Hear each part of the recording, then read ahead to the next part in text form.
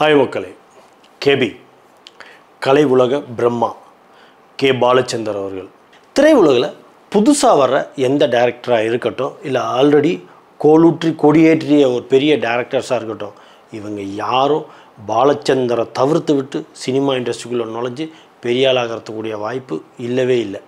இது எந்த வகையில் சொல்கிறேன் அப்படின்னா, அந்த அளவுக்கு அவரோட இன்ஃப்ளூயன்ஸ் எல்லாருக்கிட்டேயும் இருக்கும். திரு கேபி அவர்கள் எப்பொழுதுமே ஸ்பெஷல் எஃபெக்ட்ஸோ இல்லை டெக்னாலஜியோ இது மேலே ரொம்ப சார்ந்து இல்லாமல், திரு கேபி அவர்களுடைய பலமாக பார்க்கப்பட்ட 3 விஷயங்கள்: நம்பர் 1 ஸ்டோரி, 2வது ஸ்க்ரீன் பிளே, 3வது ஹியூமன் கனெக்ட். அதாவது நம்ம பார்க்குறவங்க கூட அது கனெக்ட் ஆகணும். இந்த 3 விஷயத்தையுமே ஆழமாக நம்பி ஆகச்சிறந்த படைப்புகளை படைத்தவர் தான் திரு இயக்குனர் சிகரம் கே பாலச்சந்தர் அவர்கள். நம்ம இப்போ தான் சொல்கிறோம், தனுஷ் மாதிரி ஆட்கள்லாம் ஒரு சாதாரண மனுஷன் கூட ஒரு பெரிய ஹீரோவாக முடியும்னு. அந்த காலத்திலேயே பாலச்சந்தர் அதை ப்ரூவ் பண்ணவர். எப்பயுமே அவர் ஒரு விஷயத்தில் ஆழமாக நம்புவார். ஒரு கதை தான் அந்த கதையுடைய நாயகனை தீர்மானம் பண்ணணும் அப்படின்னு. அந்த வகையில் அவருடைய படைப்புகள்லாம் பார்த்திங்கன்னா, அந்த அளவுக்கு ஒரு பெரிய பயங்கரமான ஹீரோஸ் எல்லாம் அவர் யாரும் சூஸ் பண்ணியிருக்க மாட்டார்.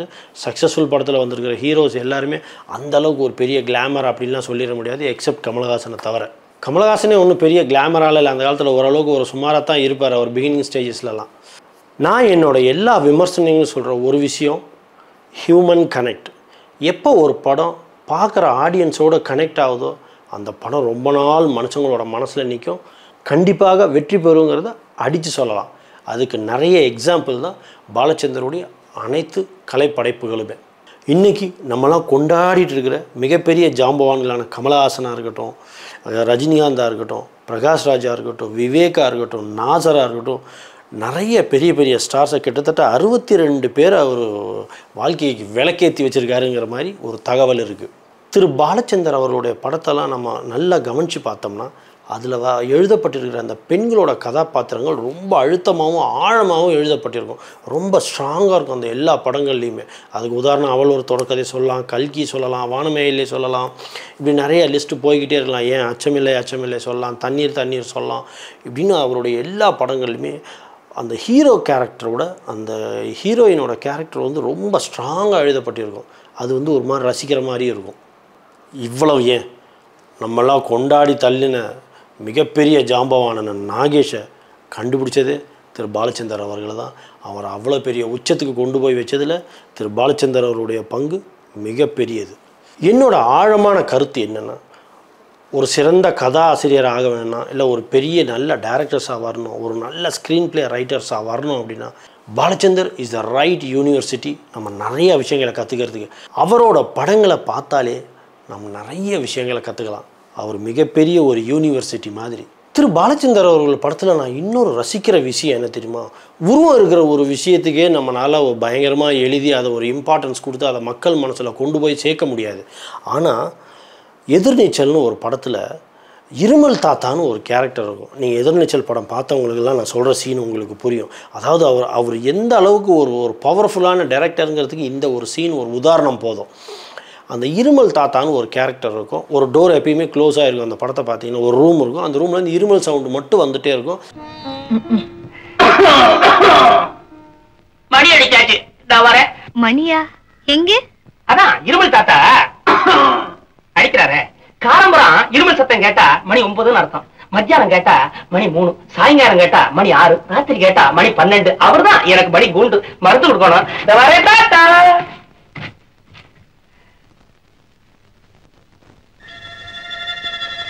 அதே மாதிரி எதிர்நீச்சல் படத்தில் எல்லாராலையும் ரொம்ப கொண்டாடப்பட்ட பட்டு மாமியும் இந்த மாது அப்படிங்கிற கேரக்டரும் ரொம்ப ஃபேமஸாக வந்துச்சு. எல்லாருமே பட்டு மாமிங்கிறது இன்னி வரைக்கும் அந்த டேர்ம்ஸ் ரொம்ப ஃபேமஸாக இருக்குது. சம்பளம் பாதி திம்பளம் பாதி தங்கராண்டி பட்டு அடுத்தாத்து சங்கதி எல்லாம் நமக்கேந்தி. அவன் சம்பளம் பாதி திம்பளம் பாதி தங்கராண்டி. அதோட மாது அப்படிங்கிற கேரக்டர் திரு கிரேசி மோகன் அவர்கள் அவருடைய எல்லா சீரியல்லையும் அந்த மெயின் கேரக்டருக்கு மாதுன்னு தான் வச்சுருப்பார். ஸோ மேபி அவர் பாலச்சந்தர் மேலே உள்ள விசுவாசமோ என்னன்னு தெரியல. ஸோ அந்த அளவுக்கு இந்த 2 கேரக்டரும் அதிகமாக பேசப்பட்டது. இந்த எதிர்நீச்சல் படத்தில் இன்னொரு ஒரு விஷயம் வந்து நாகேஷுடைய நடிப்புங்கிறது வந்து அது வேறு டைமென்ஷனில் இருக்கும். அதில் நான் ஒரு 2-3 சீன் நான் குறிப்பிட்டு சொல்லணும்னு நினைக்கிறேன். அவருடைய அந்த ஸ்க்ரீன் பிளேக்கு அந்த பவர் ஆஃப் அந்த ஸ்க்ரீன் பிளே அப்படிங்கிறது ரொம்ப யதார்த்தமாக தான் இருக்கும். நம்ம முத்துராமன் வந்து நாயர் அப்படிங்கிற ஒரு கேரக்டரில் ஒரு மலையாளியாக அதில் நடிச்சிருப்பார். அவ்வளோ நல்லாயிருக்கும் அவங்க 2 பேரோட பாண்டிங். ஒரு சீனில் வந்து நாகேஷ் வேகமாக வந்து முத்துராமன்ட்ட கேட்பார், நாயர் நீங்கள் சாப்பிட்டீங்களா அப்படின்னு. நான் சாப்பிட்டேனே அப்படின்னு சொல்லிட்டு அவர் யதார்த்தமாக வேறு வேலையை பார்ப்பார். திருப்பியும் கேட்பார், நாயர் நீங்கள் சாப்பிட்டீங்களா அப்படின்னு. உடனே நான் சாப்பிட்டேன் அப்படின்னு அப்படியே அவர் திருப்பி அவர் வேலையை பார்த்துட்டே இருப்பார். அப்போ நாகேஷ் சோகமாக ஒரு விஷயம் கேட்பார், நான் உங்களை சாப்பிட்டேன்னு கேட்டேனே, நீங்கள் என்ன சாப்பிட்டியான்னு கேட்டிங்களா நாயர் அப்படின்னு. அந்த ஒரு எமோஷன்ஸ் வரும். அதில் ஒன்றும் டைலாக்ஸே இருக்காதுங்க. முத்துராமனுடைய அந்த எக்ஸ்பிரஷனும், ஐயோ நீ இன்னும் சாப்பிட்லையா அப்படிங்கிற மாதிரி நம்ம கண்ணில் நம்மளை அறியாமல் தண்ணி வருங்க. நாயர் ஊனு கழிக்கும் குளிச்சிட்டுல எங்கன ஊனு கழிக்கும். ஏன் நாயர் நான் உன்னை சாப்பிட்டாச்சான்னு கேட்டேன்ல, பதிலுக்கு நீ என்ன கேட்க வேண்டாம். அது ஊனு கழிச்சோம். மாது வந்திருக்கிறேன். மாது இனியும் ஊனு கழிச்சில்லே. ആ നേന്ത്രപ്പഴം എടുത്തോ. അത്രയുമാ എടുത്തോടാ. മാധു നീ ഉണ്ണുന്നത് കണ്ട് ഞാൻ സന്തോഷപ്പെടും. പോയിക്കോടാ. அந்த அளவுக்கு ரொம்ப இன்டென்ஸான ஹியூமன் கனெக்ட் உள்ள ஒரு ஸ்க்ரீன் பிளே அது. இதை தான் நான் திருப்பி ரிப்பீட்டடாக சொல்லிக்கிட்டே இருக்கேன். இப்போ வர டேரக்டர்ஸ்லாம் ஹியூமன் கனெக்ட் இல்லைன்னு. இந்த சீனை பார்த்தா நம்மளை அறியாமல் நம்ம கண்ணில் தண்ணி வரும். எதிர்நீச்சல் படத்தில் இன்னொரு ஒரு சீன் வந்து அந்த ஹியூமன் கனெக்ட்டுக்கு ஒரு நல்ல எக்ஸாம்பிள். என்னென்னா, ஒரு பக்கம் மேஜர் சுந்தரராஜன், ஒரு பக்கம் நாயர் முத்துராமன், இன்னொரு பக்கம் நாகேஷ். இவங்க 3 பேருக்குள்ள ஒரு நல்ல பாண்டிங் இருக்கும். மேஜர் சுந்தரராஜன் வந்து சேரில் உட்காந்துருப்பார். ஸோ அவரோட ஒய்ஃபை கூப்பிட்டு இவனுக்கு சாப்பாடு போடு, நம்ம மாது வந்திருக்கான் அப்படின்னு சொல்லுவார். ஸோ அவங்க வந்து சாப்பாடு போட்டு சாப்பிட்டுட்டே இருக்கும்போது, சாப்பிட்ற படவா ராஸ்கல் அப்படின்வார். உடனே அவன் சொல்லுவான் சாப்பிட்டுட்டு, சார் நீங்கள் என்ன ஒரு நாள் படவா ராஸ்கல்னு கூப்பிடலண்ணா அந்த நாள் எனக்கு விடிஞ்ச மாதிரியே இருக்காது சார் அப்படின்னு. போலீஸ்காரன் வீட்டில் தன் குழந்தைய கொஞ்சம் போது கூட திருட்டு பையல, கேடி பையல, ரவுடி பையல, முள்ள மாதிரி பையல, முடிச்சவைக்கு பையலன்னு கொஞ்சம் மாதிரி ஒரு நாளைக்கு ஒரு தடவையாவது நீங்க என்ன பார்த்து படவா ராஸ்கல்னு சொல்லலன்னா அன்னைக்கெல்லாம் எனக்கு என்னமோ மாதிரி இருக்கு சார். சாப்பாடு இறங்க மாட்டேங்குது. சாப்பிடுறேன் அலமேலு இன்னொரு சாதம் வேண்டா. பரவாயில்ல சாப்பிடுறா. வயிறு ரொம்ப சாப்பிடா படவா ராஸ்கல். இதை எதுக்கு சொல்ல வரேன் அப்படின்னா, திரு பாலச்சந்தர் அவர்களுக்கு ஒரு ஹேபிட்ஸ் இருக்குது. ஜென்ரலாகவே அவர் ரொம்ப பேட் வேர்ட்ஸ் அதிகமாக யூஸ் பண்ணுவாராம். எஸ்பெஷலி கமலஹாசன் வந்து ஒரு நல்ல சீன் நல்லா பண்ணிட்டாருன்னா நம்ம எல்லாருமே நல்ல நல்ல வார்த்தைகளை யூஸ் பண்ணி தானே பாராட்டுவோம். பட் பாலச்சந்தர் அவர்களுக்கு அசிங்கமான வார்த்தையை யூஸ் பண்ணி தான் கமலை பாராட்டுவாராம். என்னடா இப்படி பண்ணிட்டே அப்படின்னு சொல்லி நிறைய கெட்ட வார்த்தைகளை யூஸ் பண்ணி தான் கமலை பாராட்டுவாராம். ஸோ என்ன ஆயிடுதுன்னா, ஒருத்தர் அன்பின் மிகுதியால் நம்ம வந்து கெட்ட வார்த்தைகள் யூஸ் பண்ணால் கூட அது வந்து ஒரு நல்ல விஷயமாக தான் இருக்குங்கிறத டைரெக்டாக கெட்ட வார்த்தையை வைக்க முடியாது. அதனால இந்த படவா ராஸ்கல் அப்படிங்கிறத வந்து அந்த காலத்தில் நிறைய இதை யூஸ் பண்ணுவாங்க. இப்போ யாரும் அதை யூஸ் பண்ணுற மாதிரி தெரியல இந்த வேர்ட்ஸை. ஸோ அந்த படவா ராஸ்கல்ங்கிற வேர்டை வச்சு நாகேஷை கூப்பிட்றதுங்கிறது கிட்டத்தட்ட ரியல் லைஃப்பில் பாலச்சந்தர் கமலை கூப்பிட்ற ஒரு விஷயத்தை தான் அதில் இம்ப்ளிமெண்ட் பண்ணியிருக்காருங்கிறது ஒரு தகவல். திரு மேஜர் சுந்தரராஜன் அவர்கள் மேஜர் சந்திரகாந்த் அப்படின்னு ஒரு படத்தில் நடிச்சிருப்பார். அந்த படத்தை எல்லாரும் கண்டிப்பாக பார்க்கணும். ஒரு இயக்குனராக வரணும். யூடியூப்பில் இருக்குது. ஒரு இயக்குனராக வரணும்னு நீங்கள் நினச்சிங்கன்னா அந்த படத்தோட ஸ்க்ரீன் பிளேவை பார்க்கணும். அவ்வளவு இன்டென்ஸான ஸ்க்ரீன் பிளே. அந்த காலத்துலேயே இது வந்து பலராலும் பாராட்டப்பட்ட ஒரு மிகப்பெரிய படம். அவ்வளவு இன்டென்ஸாக இருக்கும். ஒவ்வொரு சீனும் அப்படியே ரசித்து செதுக்கியிருப்பார். எனக்கு தெரிஞ்சு அந்த மாதிரி படங்கள்லாம் இனிமேல் வருமாங்கிறது கேள்விக்குறி தான். அவ்வளவு நல்ல நாகேஷுடைய நடிப்பாக இருக்கட்டும், அப்படி ஒரு மாதிரி த்ரில்லர், அது பயங்கரமாக இருக்கும். ஒரு கண்ணு தெரியாத ஒரு ரிட்டையர்டு ஆஃபீஸராக மேஜராக நடிச்சிருப்பார் திரு மேஜர் சுந்தரராஜன் அவர்கள். முடிஞ்ச அந்த படத்தை யூடியூப்பில் இருக்குது, தவறாமல் போய் பாருங்கள். கண்டிப்பாக என்ஜாய் பண்ணுவீங்க, அதுக்கு நான் கேரண்டி. ஒரு டைமில் என்ன ஆயிடுச்சு, பாலச்சந்தர் வந்து பெரிய பெரிய நடிகர்கள் எல்லாருமே ரொம்ப பிஸி ஆகிட்டதுனால அவரால் அவர் நினைக்கிற கதையை எடுக்க முடியல. ஏன்னா அவங்களோட கால் ஷீட் இஷ்யூஸ் இருக்கும். அவர் சொன்ன டைமுக்கு அவங்களோட அவைலபிள் இருக்காது. ஸோ என்ன பண்ணிட்டாரு, இனிமேல் நம்ம பெரிய பெரிய ஸ்டார்ஸ்க்கெல்லாம் போகக்கூடாது, நம்மளே புது புது ஆட்களை உருவாக்குவோம் அப்படின்னு சொல்லி பெண்கள் கதாபாத்திரத்தை மெயினாக வச்சு பண்ணணும் அப்படின்னு சொல்லி அவர் எடுத்த முடிவு தான் அவள் ஒரு தொடர்கதை. ஒரு குடும்பத்தில் ஒரு ஆண்மகன் சரியில்லை அப்படின்னா அந்த ரெஸ்பான்சிபிலிட்டியை ஒரு பெண் தான் கையில் எடுத்துக்கிட்டான்னா அவளோட பெண்மைத்தன்மை முற்றும் மறந்து அவள் வந்து கிட்டத்தட்ட கொஞ்சம் ரக்கடான ஆள் மாதிரி மாறிடுறா அப்படிங்கிறத ரொம்ப அழுத்தமாக அந்த கேரக்டரில் சொல்லியிருப்போம். அந்த ஃபுல் குடும்ப பாரத்தை சுஜாதா சுமக்கும் போது நம்மள அறியாமே நமக்கு அந்த ஒரு பெயின் ஃபீல் ஆகும் அந்த என்டையர் மூவி. அதுதான் அந்த படத்துடைய மிகப்பெரிய சக்ஸஸும் கூட. திரு பாலச்சந்தர் அதில் வந்து ஒரு அழுத்தமான ஒரு வசனம் ஒன்று வச்சுருப்பார். சுஜாதாவை பொண்ணு பார்க்க வருவாங்க. அப்போ பொண்ணு பார்க்க வரப்ப ஏதோ கராராக பேசிக்கிட்டே இருக்கப்போ சுஜாதா ஏதோ கொஞ்சம் வார்த்தையை விட்டுருவாங்க. அப்போ அதில் உள்ள ஒரு ஆள் சொல்லுவார், பொண்ணுக்கு இவ்வளோ கர்வம் கூடாது கல்யாணத்துக்கு முன்னாடி அப்படின்னு. உடனே அதுக்கு ரிப்பீட்டடாக சுஜாதா சொல்லுவாங்க, பொண்ணு கல்யாணத்துக்கு முன்னாடி கர்ப்பமாக தான் இருக்கக்கூடாது, கர்வத்தோடு இருக்கலாம் அப்படிங்கிறது. அப்படியே தியேட்டரில் கைத்தட்ட அல்லும்.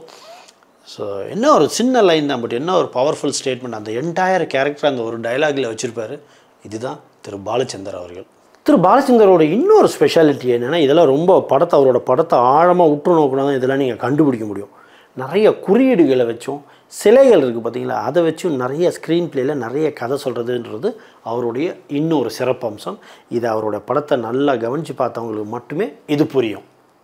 அடுத்த தடவை படம் பார்க்குறப்ப நல்லா கவனிங்க.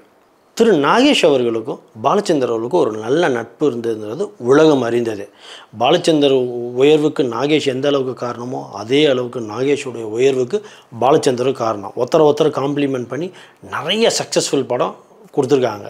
எக்ஸ்பெஷலி நாகேஷ் வந்து ஆரம்ப காலத்தில் நிறைய நாடக சபாக்கள் இருக்கும். அதில் எல்லாத்துலேயும் ஈவினிங் ரொம்ப பிஸியாக இருப்பாராம். ஈவன் பாலச்சந்தரும் அங்கங்கே நாடகங்கள் போட்டிருந்துருக்காரு. ஈவன் நாகேஷும் பாலச்சந்தருடைய 1 or 2 நாடகத்தில் நடிச்சிருக்காரு. நாகேஷ் வந்து பாலச்சந்தர்கிட்ட சொல்லியிருக்காரு, எனக்கு வந்து உங்ககிட்ட ரொம்ப கம்ஃபர்டபுளாக இருக்குது, எனக்கு வந்து உன்னோட திரைக்கதையோ நீ அதை ஸ்டேஜிங் பண்ணுற விஷயமோ எனக்கு ரொம்ப பிடிச்சிருக்கு, ஸோ நான் உன்னோட நாடக குழுலேயே இருந்துறேனே, எனக்கு ஒரு நல்ல வாய்ப்பு கொடு அப்படிங்கிற மாதிரி சொல்லியிருக்காரு. ஸோ அதுக்கு பாலச்சந்தர் சொல்லியிருக்காரு, நீ இப்போ தான் நடித்து ஒரு மிகப்பெரிய படம் அன்னை ஒரு ஆலயங்கிறது ரொம்ப நல்ல பேர் உனக்கு கொடுத்துருக்கு, நீ ஆல்ரெடி ஒரு பெரிய ஸ்டார் ஆகிட்ட, உன்னை வச்சு நான் சின்ன சின்ன கேரக்டர்லாம் கொடுத்தோம்னா அது எனக்கும் நல்லா இருக்காது உனக்கும் நல்லா இருக்காது அப்படிங்கிற மாதிரி சொல்லியிருக்காரு. ஒன்று சொல்லி ஏதாவது ஒரு சின்ன கேரக்டராவது கூட, ஏன் இந்த ஒரு போஸ்ட்மேன் கேரக்டர் இருக்கே அதை கூட அப்படின்னோடனே ரொம்ப வற்புறுத்தன் பேரில் உடனே இவர் சொல்லியிருக்காரு, சரி நான் உனக்கு அந்த கேரக்டரை கொடுக்குறேன்னு சொல்லி ஜஸ்ட்டு ஒரு போஸ்ட்மேன் கிட்ட ஆனால் சொல்லியிருக்காரு, கட்டாயத்தின் பேரில் நீ வரணும், சார் போஸ்ட்டுங்கிற வார்த்தையை தவிர வேறு எதுவும் யூஸ் பண்ணக்கூடாதுன்னு. உடனே நாகேஷும் சத்தியம் பண்ணியிருக்காரு, கண்டிப்பாக அதை தவிர நான் வேறு எதுவும் செய்ய மாட்டேன் அப்படின்னு. ஸோ அடுத்த நாள் ஸ்டேஜ் எல்லாம் மக்கள்லாம் உட்காந்துருக்காங்க. ஸோ நாகேஷோட என்ட்ரி சீனு நாகேஷ் வந்து சொன்னது சார் போஸ்ட்டுங்கிற அந்த ஒரே ஒரு வார்த்தை தான். பாலச்சந்தர் சொன்ன மாதிரி வேறு எந்த டைலாகும் யூஸ் பண்ணல. பட் அதுக்கு முன்னாடி அவரோட உடல் மொழின்னு ஒரு விஷயம் இருக்கு இல்லையா, அந்த பேகை வச்சு ஒரு சின்ன சின்ன சேட்டைகள் பண்ணுறது அப்படி இப்படிலாம் வந்து போஸ்ட் அந்த சார் போஸ்ட்டுன்னு சொல்கிறதுக்கு முன்னாடி இவ்வளோ விஷயங்களை பண்ணி அரங்கமே, ஆனால் பேசவே இல்லையா, அரங்கமே சிரிக்க வச்சுட்டாராம். இது பார்த்தா பாலச்சந்தர் ஒரு பக்கம் கோபப்பட்டாலும் ஒரு பக்கம் அந்த ட்ராமா நல்லா போனதுக்கு நீ ஒரு காரணம் அப்படின்னு சொல்லி. ஸோ நாகேஷ் மேலே நல்ல இம்ப்ரெஸ் ஆனதை பாலச்சந்தர் என்ன பண்ணாராம், நாகேஷ் கிட்ட சொன்னாராம், உன்னை நான் சின்ன சின்ன ரோல்லாம் கொடுத்து நடிக்க வைக்கிறதுக்கு எனக்கு விருப்பம் இல்லை, உன்னை ஒரு முழுநில கதாநாயகனாக வச்சு ஒரு கதையை ஒன்றை வச்சே எழுதி நான் படமாக எடுக்க போகிறேன் அப்படிங்கிற மாதிரி சொல்லியிருந்தாராம். ஸோ அப்படி சொல்லி நாகேஷையே ஃபுல் அண்ட் ஃபுல் மைண்டில் வச்சு எழுதின படம் தான் சர்வர் சுந்தரம். ஆக்சுவலி அது முதல்ல நாடகமாக வந்து தான் சேம் அதே நாகேஷ் தான் நடிச்சிருக்காரு. அதுக்கப்புறமா அதே இதை படமாக எடுத்திருக்காங்க தெரியும். அதுக்கப்புறமா மிச்சதெல்லாம் ஹிஸ்ட்ரி தான். திரு பாலச்சந்தரோடைய படத்தை பார்க்க போகிறோம் அப்படின்னா ஒரு விஷயம் மைண்டில் வச்சுக்கணும், அதை பார்க்குறதுக்குனே உங்களுக்கு தனி ஒரு அறிவு வேணும். எப்படின்னா பாலச்சந்தர்கள் வந்து ஸ்க்ரீன் பிளேயில் மட்டும் விளையாட மாட்டார். என்ன பண்ணுவார்னா, இப்போ படம் பார்க்குற ஆடியன்ஸ்கிட்டையும் ஒரு கேம் விளையாடுவார். அது நம்மளை அறியாமலே அது நடக்கும். அந்த படம் முடிஞ்சவொடனே அவர் என்ன நினச்சாரோ அதை நம்ம மனசில் அவர் விதைச்சிருப்பார். அதுதான் பாலச்சந்தருடைய ஸ்பெஷாலிட்டி. இதுக்கு ஒரு சின்ன உதாரணம் சொல்கிறேன். சிந்து பைரவின்ற படத்தை எத்தனை பேர் பார்த்துருக்கீங்க? பார்த்தவங்களுக்குலாம் நான் சொல்கிற விஷயங்கள் இப்போ உங்களுக்கு புரியும். இல்லைனா மறக்காமல் அந்த படத்தை பாருங்கள். இதை நான் சொல்லி முடித்த உடனே என்னென்னா, அந்த படத்தில் பார்த்தீங்கன்னா மெயினான கேரக்டர்னு பார்த்தீங்கன்னா சிவகுமார், சுஹாசினி, ஸ்லோச்சனா, இவங்க 3 பேரை வச்சு தான் கதை நகரம். சிவகுமார் வந்து ஜேகேபி மிகப்பெரிய பாடகர், சங்கீத வித்வான். அவரோட மனைவி ஸ்லோச்சனா வெரி இன்னசென்ட், எதுவுமே தெரியாது, கணவனை பார்த்துக்கணுங்கிற ஒரு விஷயத்த ஒரு நல்ல ஒய்ஃபு, அதை தவிர ரொம்ப நல்ல பொண்ணும் கூட, வேறு எந்த விஷயமும் தெரியாது, ரொம்ப இன்னசென்ட், உலகம் தெரியாத ஒரு பொண்ணு. அப்படியே இந்த பக்கம் வந்தீங்கன்னா சுஹாசினி நல்ல அறிவான பொண்ணு, ஒரு இண்டிபெண்ட் விமன், ஒரு என்ன சொன்ன ஒரு சுதந்திரமான பெண், யாருடைய அரவணைப்பில் இல்லாமல் உலகத்தை வந்து ஒரு வேறு டைமென்ஷனில் பார்க்குற ஒரு லேடி. இந்த 3 கேரக்டரை மைண்டில் வச்சுக்கோங்க. இப்போ ஆஸ் பர் த ஸ்டோரி என்னென்னா, சிவகுமார் ஒய்ஃபு சுலோச்சனா, இந்த பக்கம் சுஹாசினி. சுஹாசினி வந்து என்ன பண்ணுவாங்கன்னா, சிவகுமாருக்கும் சுஹாசினிக்கும் ஒரு கனெக்ஷன் ஏற்படும், ஒரு ஒரு அஃபேர் வரும். ஸோ இது வந்து ஒரு ஒரு டக்குன்னு பார்த்தோம்னா, என்னையா ஒரு கல்யாணம் ஆன ஒரு ஒரு ஆளை போய் இவ லவ் பண்ணுறாளே, இந்த பொண்ணு ஒரு தப்பான பொண்ணாக இருக்கும் அப்படிங்கிறதான் ஒரு ஜென்ரிக்காக ஒரு பொதுவான கருத்தாக இருக்கும். பட் இங்கே தான் பாலச்சந்தர் வந்து ஒரு கிரிட்டிக்கல் ரோல் ப்ளே பண்ணுறாரு. இல்லை, நீ நினைக்கிறது தப்பு, நான் நினைக்கிறது தான் கரெக்டுங்கிறத நீங்கள் படம் பார்த்து முடிக்கும்போது உங்கள் மனசில் அதை விதைச்சிருப்பார். அதுக்கு தான் இப்போ நான் அடுத்த சொல்ல போகிற விஷயம் ஒரு எக்ஸாம்பிள். என்னன்னு பார்த்தீங்கன்னா, நம்மளை அறியாமலே சுஹாசினி மேலே ஒரு சிம்பத்தி வர மாதிரி அந்த என்டையர் ஸ்க்ரீன் ப்ளேவை பண்ணியிருப்பார். நம்பர் 1, சின்ன வயசுலேயே அம்மா அப்பா இல்லாத பொண்ணு, அம்மா வந்து தூக்கி இதில் போட்டாங்க, அது பேர் ஹாஸ்டலில் போட்டு போயிட்டாங்கன்னு. அதுக்கப்புறமா பார்த்தா எதிர்பாராத விதமாக சுஹாசினி அவங்க அம்மா அப்பாவை மீட் பண்ணுறது த்ரூ சிவகுமார். அங்கே போய் அம்மான்னு தெரிஞ்சு கூட அம்மானு போய் பார்க்க முடியாத மாதிரி அங்கே ஒரு சிம்பத்தியை க்ரியேட் பண்ணிடுவார். அப்புறமா ஒரு ஸ்டேஜில் பார்த்தீங்கன்னா, சிவகுமார் பாட்டு பாடிட்டே இருக்கும்போது ஸ்டேஜில் வந்து நீங்கள் பாடுறது தப்பு, மக்களுக்கு புரிகிற மாதிரி இசையில் பாடணும் அப்படிங்கிற மாதிரி ஒரு விஷயம் சொல்லி அங்கேயும் நம்ம மனசில் இடம் பிடிச்சிருவாங்க. இப்படி ஒவ்வொரு இடம் பிடிச்சிக்கிட்டே இருப்பாங்க. ஈவன் கடைசி வரைக்கும் அந்த படத்தை நீங்கள் பார்த்து முடிக்கிறப்ப சுலோச்சனா வந்து வேஸ்ட்டோ, இவங்க தான் சுஹாசினி தான் பெஸ்ட்டு, சுஹாசினி தான் நல்ல பொண்ணு அப்படிங்கிற மாதிரி நம்ம மனசில் நம்மளை அறியாமலே அந்த கருத்தை பாலச்சந்தர் விதைச்சிருப்பார். இந்த படத்தை பார்த்தவங்களுக்கு நான் சொல்கிறது புரியும், பார்க்காதவங்க இந்த படத்தை பார்த்தீங்கன்னா இது உங்களுக்கு புரியும். அந்த அளவுக்கு ஸ்க்ரீன் ப்ளே வந்து ஆக்டர்ஸை மட்டும் நடிக்க வைக்க மாட்டார், பார்க்குற ஆடியன்ஸ்கிட்டையும் ஒரு விஷயத்தை எனக்கு தெரிஞ்சு இந்த மாதிரி விஷயங்கள்லாம் இப்போ வர எந்த டைரக்டருக்கும் இந்த அறிவு இல்லைங்கிறது என்னுடைய ஆழமான நம்பிக்கை. இன்னொன்று பாலச்சந்தரோட ஸ்பெஷாலிட்டி என்னென்னா, யதார்த்தமாக லைஃப்பில் நடக்கும் தெரியுமா, அந்த விஷயத்தை அப்படியே ஆழமாக உள்வாங்கி அதை திரைக்கதை வச்சு அதில் சக்ஸஸ் கண்டவர் திரு பாலச்சந்தர். உதாரணத்துக்கு ஒரு நாள் சௌகார் ஜானகி வந்து பாலச்சந்தருடைய வீட்டுக்கு உண்மையாலுமே போயிருந்தாங்களாம். போயிருந்தப்போ எல்லாரும் நடிகை வராங்கன்னு சொல்லி அவங்க வீட்டில் ஒரு மாதிரி ஒரு ஆர்ப்பாட்டம் நடந்திருக்கு. அந்த விஷயத்தை அப்படியே மனசில் வச்சு அதை ரியல் சீனாகவே அதே சௌகார் ஜானகி அந்த படத்தில் வச்சு பாமா விஜயங்கிற படத்தில் மிகப்பெரிய சக்ஸஸ் பண்ணியிருப்பார். எஸ்பெஷலி அவங்க ஒரு நடிகையாக வீட்டுக்குள்ளே வரும்போது அங்கே உள்ளவங்களாம் எப்படி ரியாக்ட் பண்ணுறாங்கங்கிறது ரியல் லைஃப்பில் பாலச்சந்தர் அவர்களுடைய வாழ்க்கையில் நடந்த விஷயத்தை படமாக்கி அந்த படம் என்ன சக்க போட்டுச்சுங்கிறது நம்ம எல்லாருக்கும் தெரியும். அந்த படம் பார்த்திங்கன்னா திரு பாலையா அவர்கள் எல்லாருமே கலக்கியிருப்பாங்க. ஸோ அவ்வளோ ஒரு ஃபன் ஃபீலிங்கான மூவி. நமக்கு அப்படி அந்த படம் பார்த்து முடிச்சோன்னு ஒரு பயங்கர ஒரு சாட்டிஸ்ஃபேக்ஷன் இருக்குது. அது யூடியூப்பில் இருக்குது, முடிஞ்சால் போய் பாருங்கள். பாலச்சந்தருடைய இன்னொரு ஆகச்சிறந்த படைப்பு வந்து தண்ணீர். இதுக்கு நேஷ்னல் அவார்டே கிடச்சிது. இந்த படமும் யூடியூப்பில் இருக்குது, போய் பாருங்கள். இந்த படத்துலையும் நம்ம மக்களுக்கு தண்ணீர் கொடுக்குறாங்கல்ல, அதில் அரசியல் என்ன மாதிரியான அரசியல்லாம் இருக்குது அப்படிங்கிறத பயங்கர வெளிப்படையாக பயப்படாமல் அடிச்சிருப்பார். அந்த படத்தை பாருங்கள். அந்த படத்தில் சரிதாவோட பர்ஃபார்மன்ஸ் வேறு லெவலில் இருக்கும். ஸோ அந்த படத்துக்கும் நேஷ்னல் அவார்டு கிடச்சிது. ஆகச்சிறந்த படைப்பு அது. திரு பாலச்சந்தர்களுடைய இன்னொரு படைப்பு வந்து எனக்கு ரொம்ப ரொம்ப பிடிச்ச படம் வந்து இரு கோடுகள். ஒரு ஃபேமிலி சென்டிமெண்ட்ஸை எல்லாமே வந்து அந்த எமோஷன்ஸில் அப்படி விளையாடுவார். எனக்கு தெரிஞ்சு இந்த மாதிரி எமோஷன்ஸில் விளையாடுறதுக்கு இப்போதைக்கு டேரக்டர்ஸ் இல்லைங்கிறதான் என்னுடைய திருப்பி நான் சொல்கிற ஒரு என்னோட வருத்தமான பதிவு இது. என்னென்னா, அந்த படத்தில் ஜெமினி கணேசனோட ஒய்ஃப் ஜெயந்தி, இந்த பக்கம் சௌகார் ஜானகி. ஜெமினி கணேசனும் சௌகார் ஜானகி அவங்களுடைய காலேஜ் டேஸில் லவ் பண்ணியிருப்பாங்க. ஏதோ தவிர்க்க முடியாத காரணங்கள்னால அவங்க 2 பேர் பிரிஞ்சிருவாங்க. அதுக்கப்புறமா ஜெமினி கணேசன் அண்ட் ஜெயந்தி அவங்களோட கல்யாணம் ஆகி அவங்களுக்கும் குழந்தை இருக்கும். திடீர்னு ஒரு நாள் ஜெமினி கணேசன் வேலை பார்க்குற கலெக்டர் ஆஃபீஸில் அவருடைய முன்னாள் லவர் சௌகார் ஜானகி வந்து கலெக்டரை வந்து உட்காருவாங்க. அந்த சீன் அவ்வளோ நல்லா ஸ்டேஜிங் பண்ணியிருப்பார், அவ்வளோ நல்லா ஸ்க்ரீன் ப்ளே பண்ணியிருப்பார். அவங்களுடைய எமோஷன்ஸ்லாம் அவங்கள மேடம்னு கூப்பிட்றதா இல்லை பேர் வச்சு கூப்பிட்றதா அப்படி அந்த சீனை ரசித்து பார்க்கலாம். எத்தனை தடவை பார்த்தாலும் போர் அடிக்காது. அவ்வளோ நல்ல ஹியூமன் எமோஷன்ஸு, அவ்வளோ நல்லா ஒர்க் பண்ணிப்பாங்க. முடிஞ்சால் இந்த படத்தை மிஸ் பண்ணாமல் பாருங்கள். முடிஞ்சவொடனே நீங்கள் சொல்லுவீங்க நான் சொன்னது கரெக்டுன்னு. அவ்வளோ தரமான படம். புது டேரக்டர்ஸ்லாம் பார்க்கணுங்க இந்த மாதிரி படத்தெல்லாம். பார்த்தீங்கன்னா தாங்க எப்படி படம் எடுக்கலாங்கிறது கற்றுக்க முடியும். பாலச்சந்தர்களுடைய இன்னொரு ஆகச்சிறந்த படைப்புங்கிறது புன்னகை மன்னன். ஒரு டேரக்டருக்கு எந்த அளவுக்கு தைரியம் இருக்கணும்னா, எடுத்தவுடனே கிளைமேக்ஸ் அவ்வளோ பவர்ஃபுல்லான சீனை படத்தோட ஆரம்பத்திலே வச்சுருப்பார். கொஞ்சம் யோசித்து பாருங்களேன். ஒரு படத்தோட முடிவு தெரிஞ்சிருச்சுன்னா அந்த படத்தை சுவாரஸ்யமாக எடுத்துகிட்டு போகிறது எவ்வளோ டஃப்பான ஜாப் தெரியுமா. பட் அது அவ்வளவு திறமையாக கையாண்டிருப்பார் இயக்குனர் சிகரம். இந்த படத்தில் நிறைய சுவாரஸ்யமான விஷயங்கள்லாம் நடந்திருக்கு. என்னென்னா, அந்த படத்தோட மியூசிக் கம்போசிஷன் கிட்டே வித்தின் ஒரே நாளில் எல்லா சாங்குமே முடிஞ்சிருச்சான். அவ்வளோ ஹிட்டான சாங்ஸு. இளையராஜானா சும்மாவா, சும்மா சொல்ல இசை ஞானி அப்படின்னு. இன்னொன்று பெரிய பெரிய ஜாம்பவான்கள்லாம் ஒன்று சேரும்போது அதோட வேலையை இயற்கை தானாக செஞ்சிருங்கிறதுக்கு இந்த படங்கள்லாம் மிகப்பெரிய உதாரணம். இதில் ஒரு சிக்கல் என்னென்னா, ஆரம்பத்திலே கிளைமேக்ஸை சொல்லிட்டாரு. ஸோ என்ன ஆயிருது, ஒரு ட்ராஜடியை வந்து நம்ம ஹீரோ ஃபேஸ் பண்ணியிருக்காரு. அப்படிங்கிறப்ப அந்த படத்தோட முழு படத்தில் அவர் ஃபன் ஃபீலிங்காகவோ இல்லை ஜாலியாகவோ இருக்க முடியாது. அப்படிங்கிறது ஒரு பெரிய ஒரு இக்கட்டான சூழல். ஸோ இந்த இடத்துல தான் பாலச்சந்தருடைய ஸ்மார்ட்னஸ் என்ன பண்ணியிருப்பார், இந்த கேரக்டர் இனிமேல் என்ன ட்ராஜடியை ஃபேஸ் பண்ணியிருக்காரு பிகினிங்லேயே. ஸோ அவர் சிரிக்கவோ இல்லை காமெடி பண்ணவோ முடியாது. ஸோ பட் ஹியூமர் இல்லாமல் படத்தை ஒரு 2 hours எடுத்துகிட்டு போக முடியாது. இந்த இடத்துல தான் இன்டெலிஜென்ட்டாக சாப்ளின் அப்படிங்கிற கேரக்டரை இன்னொரு கமலை இன்ட்ரடியூஸ் பண்ணி அந்த படம் ஃபுல்லாகவே ஹியூமராக எடுத்துகிட்டு போயிருப்பார். படத்தில் ஒவ்வொருத்தரும் அவங்களோட வேலையை தரமாக பண்ணியிருப்பாங்க. நடிப்பினுடைய உச்சம், ஒவ்வொரு சீனுமே கனெக்ட் ஆகுங்க. இதில் இன்னொரு பெரிய சோகமான விஷயம் என்னமா, நம்ம பார்த்த படம் வந்து ஆஃப்டர் சென்சார் நிறைய கட் பண்ணிட்டாங்களாம். அந்த படமே அவ்வளோ நல்லா இருந்துச்சு. சென்சார் கட் பண்ணினாமல் இருந்த படம் எவ்வளோ நல்லா, ஏன்னா அந்த படத்தில் கொஞ்சம் இந்த எல்டிடி சீன்லாம் வரும். அதெல்லாம் வந்து நாளைக்கு படம் ரிலீஸ்னால் இன்றைக்கி சென்சார் போர்டில் வந்து கிட்டத்தட்ட நிறைய சீன்ஸை ரிமூவ் பண்ணிட்டாங்களாம். ஸோ பாலச்சந்தர் ரொம்ப மனம் உடைஞ்சு அதுக்கப்புறமா என்னவோ பேட்சப் பண்ணி ஓகே இருக்கிறத வச்சு ஓட்டோம்டா அப்படின்னு சொல்லி வந்த படம் தான். அதே நமக்கு இவ்வளோ நல்லா இருக்குது. இப்போல்லாம் என்னென்னவோ பண்ணி வருது, ஒரு படம் கூட ரசிக்க முடிய மாட்டேங்குது.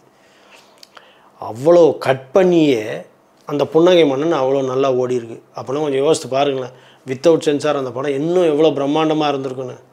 அதுதாங்க பாலச்சந்தர். இன்னொரு ஆகச்சிறந்த படைப்பு அப்படின்னா அபூர்வ ராகங்கள். இந்த படத்தோட கதை நாட்டு நீங்கள் கேட்டிங்கன்னா, எப்படா ஒரு மனுஷனால் இப்படி ஒரு விஷயத்தை கதையாக கன்சீவ் பண்ண முடிஞ்சுது அப்படிங்கிறது நான் ரொம்ப ஆச்சரியமாக பார்த்தேன். அந்த கதையை ரொம்ப காம்ப்ளிகேட்டான கதை. அந்த படத்தோட மெயின் லீடு வந்து அவங்க வந்து ஒரு பெரிய சிங்கர். அவங்களோட வயசில் சின்னவனை ஒருத்தனை காதலிக்கிறாங்க. இதில் என்ன காம்ப்ளிகேட்னா, படத்தோட ரொம்ப டர்னிங் பாயிண்ட் என்னென்னா, அவங்களோட வயசில் சின்னவனை காதலிக்கிறாங்க. ஆனால் ஆல்ரெடி சாக்கு ஒரு பொண்ணு இருக்குது. அந்த பொண்ணு காதலிக்கிறாங்க பார்த்தீங்களா, வயசில் சின்ன கமலஹாசன் அவங்களோட அப்பாவை லவ் பண்ணுறான். நான் உண்மையாக எப்படி ஒரு மனுஷனால் இப்படி ஒரு கதையை கன்சீவ் பண்ண முடியும், இது எப்படி திரைக்கதையாக பண்ணலாங்கிற ஒரு தைரியம் வருது அப்படிங்கிறத நான் ரொம்ப, எனக்கு இதை கேட்கும்போது நம்மளாம் கேட்டாச்சு கர்மம் எவ்வளோ கேவலமான ஒரு விஷயம். அம்மா ஒரு பையனை லவ் பண்ணுறா, அந்த பையனோட அப்பாவை பொண்ணு லவ் பண்ணுறான்னா கேட்கவே கேவலமாக இருக்குல்ல. ஆக்சுவலி அந்த படம் 3 நேஷ்னல் அவார்டுக்கு அவ்வளவு தரமான screenplay, best film, best director and best ஆக்டர்னு கமலஹாசன் கொடுத்துருக்காங்க. முடிஞ்ச இந்த படமும் யூடியூப்பில் இருக்குது, மறக்காமல் பாருங்கள், என்ஜாய் பண்ணுவீங்க. இன்னொரு ஆகச்சிறந்த படம் வந்து அச்சமில்லை அச்சமில்லை. இந்த படமும் யூடியூப்பில் இருக்க, முடிஞ்சால் பாருங்கள். ஒரு பொலிட்டிஷியன், ராஜேஷ் வந்து ஒரு பொலிட்டிஷியனாக இருப்பார். அவர் வந்து கொஞ்சம் கரப்ஷன்லாம் பண்ணி மேலே வரணும் அப்படின்னு நினைப்பார். சரிதா வந்து ஒய்ஃபாக இருப்பாங்க, ரொம்ப சிம்பிள் லேடி. பட் அவங்க வந்து ரொம்ப போல்டான ஆள். என் புருஷன் அரசியலில் இருக்கார், நேர்மையாக இருக்கணும் அப்படிங்கிறத ரொம்ப ஆழமாக நம்புகிற ஆள். ஸோ அவங்க ஒரு ஸ்டேஜில் என் கணவர் தப்பு பண்ணுறாரு அப்படிங்கிறத தெரிஞ்சு அதுக்கு அவங்க எதிர்த்து நின்று அதை எப்படி ஹேண்டில் பண்ணாங்க, சரிதா பட்டையை கிளப்பிடுவாங்க அந்த படத்தில். பாலச்சந்தருடைய இன்னொரு மிகப்பெரிய ஆகச்சிறந்த படைப்புக்கு இந்த படமும் ஒரு மிகப்பெரிய உதாரணம். திரு பாலச்சந்தர் அவர்கள் திரைத்துறையில் அவர் பண்ண சாதனைக்காக அவர் வாங்கின அவார்டுடைய லிஸ்ட்டு பார்த்தீங்கன்னா டயர்டாகிடுவாங்க. அவ்வளோ பெரிய லிஸ்ட்டு இருக்குது. கிட்டத்தட்ட 9 நேஷ்னல் அவார்டு, வேறு கேட்டகரிக்கு, ஈவன் ரோஜா படம் தயாரிப்புக்கும் சேர்த்து எல்லாமே டிஃப்ரெண்ட் கேட்டகரியில் அவரோட படத்துக்கே கிட்டத்தட்ட 5 படத்துக்கு நேஷ்னல் அவார்டு கிடச்சிருக்கு. அதுவும் இல்லாமல் Tamil Nadu award, Tamil Nadu state award கிட்டத்தட்ட 10 வாங்கியிருக்காரு. 17 முறை ஃபிலிம்ஃபேர் அவார்டில் நாமினேட் பண்ணி 7 முறை வின் பண்ணியிருக்காரு. அதே மாதிரி நந்தி அவார்டு, தாதா சாஹிப் பால்கே அவார்டு, அப்புறமா 3 டாக்டர் பட்டம், அப்புறமா லைஃப் டைம் அச்சீவ்மெண்ட் அவார்டு அப்படின்னு சொல்லி ஒரு லிஸ்ட்டு போய்கிட்டே இருக்குங்க. அவ்வளோ அவார்ட்ஸ் இருக்குது திரு பாலச்சந்தர் அவர்கள் வாங்கினது. கண்டிப்பாக அவரோட திறமைக்கு இந்த அவார்ட்ஸ்லாம் ஒன்றுமே இல்லைங்க. கேபி சார் அவர்கள் 80 படங்கள் டைரக்ட் பண்ணியிருக்காரு. அதுவும் இல்லாமல் 100 படங்கள் தனியாக, அது வந்து வசனகர்த்தாவாகவும் அவரோட கான்ட்ரிபியூஷன் அந்த படத்தில் வேறு டைமென்ஷன்லையும் 100 படங்கள், 80 படங்கள் இல்லாமல் 100 படங்கள் தனியாக அதுலேயும் ஒர்க் பண்ணியிருக்காரு. திரு பாலச்சந்தர் அவர்கள் கிட்டத்தட்ட நிறைய கலை பிரம்மாக்களை அவர் அறிமுகப்படுத்தியிருக்கார். Start from the Kamalhaasan, Rajinikanth, Srividya, Sridevi, Jayaprada, Sripriya, Vivek, Nassar, Charlie, ஏன் இவ்வளோ பெரிய வில்லனான பிரகாஷ்ராஜ் ரீலான்ச்சுன்னு சொல்கிறாங்க. ஸோ ஈவன் பிரகாஷ்ராஜ் இப்படின்னு சொல்லி கிட்டத்தட்ட மிகப்பெரிய வாலியை கூட நடிக்க வச்சுருக்காரு. 62 பேரை வாழ்க்கையில் விளக்கேற்றிருக்காரு. என்ன ஒரு ஃபுல்ஃபில்லிங் லைஃப் இல்லை, என்ன ஒரு ஒரு முழுமையான வாழ்க்கை. இவ்வளோ பேரை அறிமுகப்படுத்தினார் பார்த்தீங்களா. இதில் நிறைய பேர் சொல்கிறாங்க நம்ம மணிரத்னம் தான் ஏஆர் ரஹ்மான் அறிமுகப்படுத்தினான்னு. இல்லை, ஆக்சுவலி ஏஆர் ரஹ்மான் அந்த படத்தில் மியூசிக் டைரக்டராக வரணும்னு சூஸ் பண்ணதே கவிதாலயா நடராஜன், திரு கேபி அவர்களுடைய டீம் தான், அந்த கவிதாலயா குரூப் தான். ஸோ ஏஆர் ரஹ்மானை அஃபிஷியலி இன்ட்ரடியூஸ் பண்ணது திரு பாலச்சந்தர் அவர்கள் தான். மணிரத்னம் படத்தில் ஒர்க் பண்ணார். ஃபஸ்ட்டு படம் வந்து மணிரத்னம், அதுக்கப்புறமா அவங்களுடைய பாண்டிங் வந்து ஒரு குரு சிஷ்யன் லெவலுக்கு போயிடுச்சு. பட் நம்ம எல்லாம் நினச்சிட்டு இருக்கோம் ஏஆர் ரஹ்மான் இன்ட்ரடியூஸ் பண்ணது மணிரத்னம். நோ, ஏஆர் ரஹ்மான் இன்ட்ரடியூஸ் பண்ணது திரு கேபி அவர்கள். ஈவன் அவர்கிட்டேருந்து வெளியில் வந்த நிறைய டேரக்டர்ஸ் இருக்காங்க. சரண் இருக்கார், வசந்த் இருக்கார், சுரேஷ் கிருஷ்ணா இருக்கார், பாட்ஷா படத்தோட டைரக்டர், இப்படின்னு சொல்லி அவரால் பலன் அடைஞ்சவங்க. ஒரு மனுஷன் எப்படி வாழ்ந்தான் அப்படிங்கிறதுக்கு, வாழ்ந்தால் இப்படி தாயா வாழணும் அப்படிங்கிறதுக்கு கேபி சாருடைய வாழ்க்கை ஒரு மிகப்பெரிய எக்ஸாம்பிள். நான் ஏன் உங்களுக்கு இவ்வளோ பெரிய லிஸ்ட்டு, இவ்வளோ படங்களை நான் உங்களுக்கு ஒரு வரிசைப்படுத்தியிருக்கேன் தெரியுமா? இந்த படங்களெல்லாம் உண்மையாலுமே வாழ்க்கையில் ஒரு நல்ல பெரிய டைரக்டராக வரணும் அப்படின்னு நினைக்கிறவங்களுக்கு இந்த விஷயங்கள்லாம் கண்டிப்பாக ஒரு மிகப்பெரிய ஹெல்ப்ஃபுல்லாக இருக்கும். முடிஞ்சால் இந்த படங்களெல்லாம் பாருங்கள். நீங்கள் இப்போ பார்க்குற படங்கள்லாம் படங்களே இல்லைங்கிறத நீங்கள் ஒத்துப்பீங்க. நான் சொல்கிறது சரிங்கிறது நீங்கள் அப்போ உங்கள் மனசு ஒத்துக்கும். தட்ஸ் ஆல் மக்களே. இந்த வீடியோ உங்களுக்கு பிடிச்சிருந்துன்னா லைக் பண்ணுங்கள், ஷேர் பண்ணுங்கள், கமெண்ட் பண்ணுங்கள். வணக்கம்.